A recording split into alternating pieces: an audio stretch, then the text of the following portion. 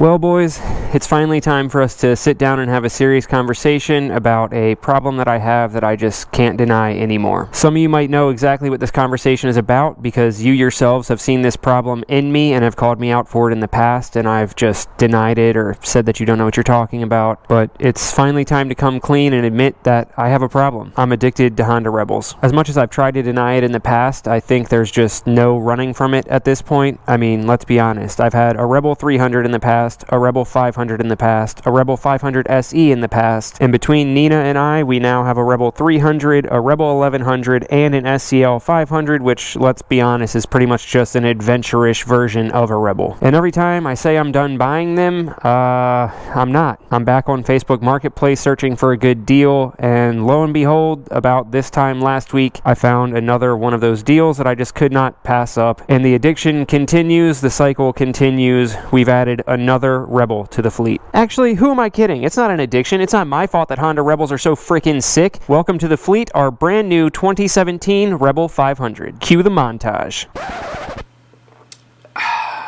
Listen, buddy, I don't know how much you think I'm getting paid, but it is not enough to make a montage of a bone stock bike that the people have seen on the channel multiple times before. What? For real? No montages just because it's a stock bike? Okay, well, what about this? How about now? Buddy, that's just a seat. A Honda optional one at that. Might as well still be stock. Okay, then how about this?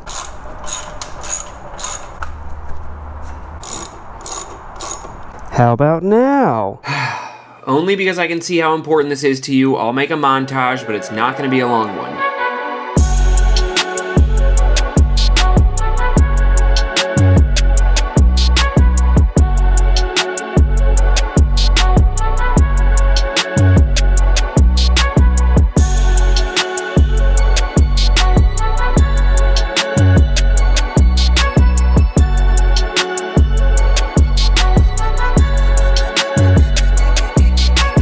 Montage complete, and damn is she looking good. Welcome to the channel, the 2017 Honda Rebel 500. I bought her bone stock with only 4,200 miles on her, and I gotta say I got a very, very nice deal on it, so stick around to the end of the video and find out how much I paid. Now, like I said, it was bone stock when I bought it, but that damn editor of mine is just so hard on me that I had to throw a couple parts on it so we could actually do a montage. And you know, we run Kaufman's on every single Rebel that we have, and this one is no different. As soon as I told Kaufman's that I had bought a Rebel 500 and that I had a stock exhaust on it, they were like, we cannot have you looking like that, and they sent this one out. So shout out to Kaufman's, not only the best exhaust for this bike, but the best people also. All right, let's take a quick look at the bike and I'll tell you about a couple issues that it has, and then we'll hop on the bike. I'll let you know why I bought it and what the plans are for it, and then, like I said, tell you how much I paid for it, and you guys can tell me if I got ripped off or not. All right, so this is a 2017, like I've said about 5 other times in this video, I'm sure, but what that means is that this is actually one of the pre-facelift models, or at least that's what I call it. I don't know if other people call it that or not, but what I mean by that is that there's been 2 generations of the Rebel 500 so far. This one that has just the regular halogen bulbs and this big old light, halogen bulbs all the way up here too, and then what I consider the facelift version, which is the new model that has LEDs throughout, has the slipper clutch, and I think it also has upgraded suspension. I might be making that up. But other than that, Rebel 500s are the same from the time they've been made until now, and honestly, it's been a little while since I've had a Rebel 500, and I forgot just like how much fun this thing is, dude. I ride Nina's Rebel 300 occasionally, and that's just so underpowered, but then getting on the 500 and having the same platform but more power is just so nice. So as you can see, this is the red color that came out the first year that they came out. I don't think I mentioned that, but 2017 is the first year that the Rebel 300 and 500 came out. So this is the first year color, the Honda red. You may or may not know, but red is like kind of Honda's color. They're team red when it comes to racing. So it's really cool that it is this color. The tank isn't necessarily in the best shape ever, but not exactly the worst shape either. This bike has been dropped, but apparently just like inside somebody's garage, which is, you know, what they always say. So I don't know if you can see, but there's a little ding right there in the typical Rebel spot from these controls hitting the tank when it falls over. And then I saw another dent somewhere, I think maybe right there. It's hard to tell. And then I'm not sure if you can see or not, but there's definitely some scuffs and scratches on the tank, probably from like, I don't know, people's zippers and stuff like that over the years. And when I got it, it had the glue residue from the warning labels right here. I've since taken that off, and you can see how much nicer the paint is underneath that. spots. So I don't know, maybe we'll buff this thing, wax it up, see if we can get some of those scuffs out, or maybe we'll just leave it like that and have it just have its battle scars, or maybe we'll throw another tank on, do a different color. What do you guys think? Now, aside from those little teeny tiny dings from it falling over, obviously you saw the stock exhaust was nice and scratched up, but that's not an issue because we got the Kaufmans. And then up here you got some scuffs on the grip and some scuffs on the mirror there, but other than that, that's really it. Oh, and I noticed some like scuffs all around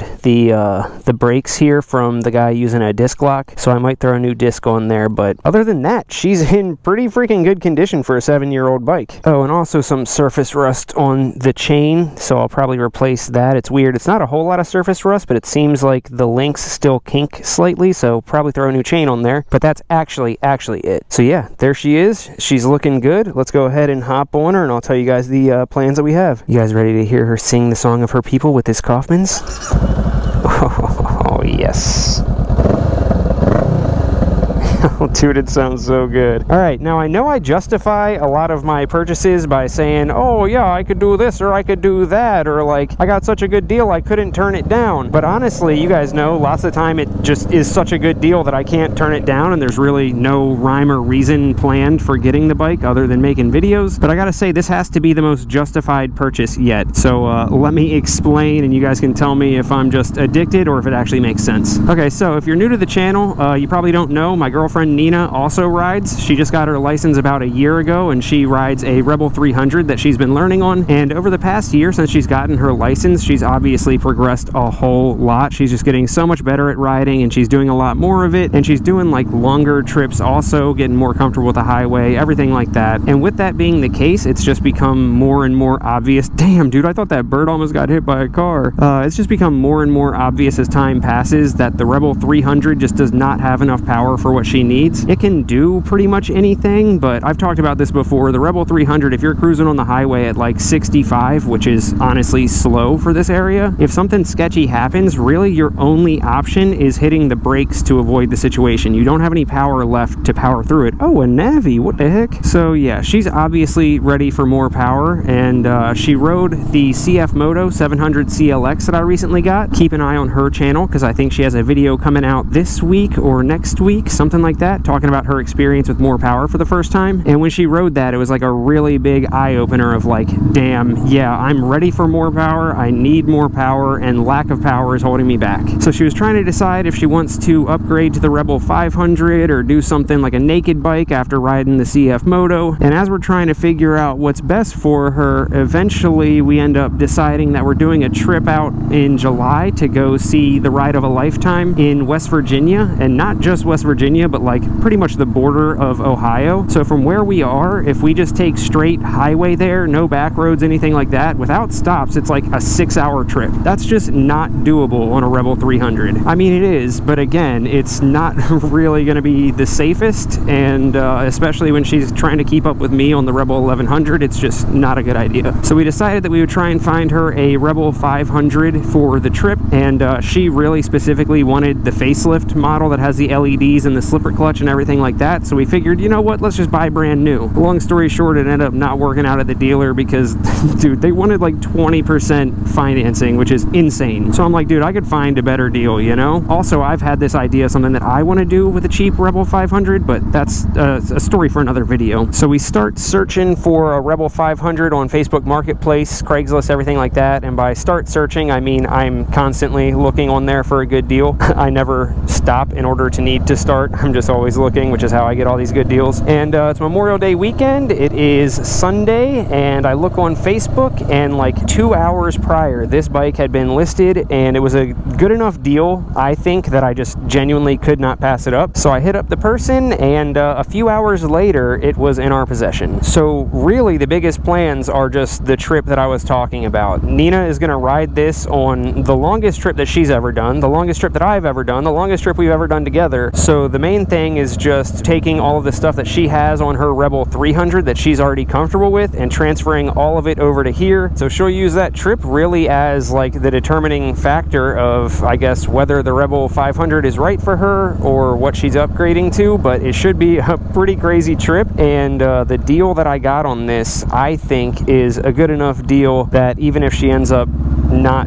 deciding to keep this bike, because, you know, even if she does want the Rebel 500, I think she kind of has her heart set on the facelift model, and even if she decides that she doesn't want this, I got a good enough deal on it that I can then use it for the plans that I have for it, which like I said, I'll explain in another video when the time is right. Now, with this trip being the biggest plans that we have for this thing, not only are we going to have to swap over Nina's stuff onto this bike to get it ready, there's also a bunch of other stuff that we'll need to do just to kind of get it as ready as possible for a trip like that. And some of that is just plain maintenance stuff, you know. Like I said, it needs a new chain. The tread on the tires is pretty good, honestly, but like I said, this bike is 7 years old, so it probably wouldn't hurt to throw some new tires on it. And then again, because it's 7 years old, the oil looks good. I'm pretty sure he said that it's had an oil change pretty recently, but a bike with only 4,000 miles is probably not had, you know, new brake fluid or new coolant or anything like that in its lifetime. And mileage wise, it's good, but after 7 years, it's probably a good idea to do that. And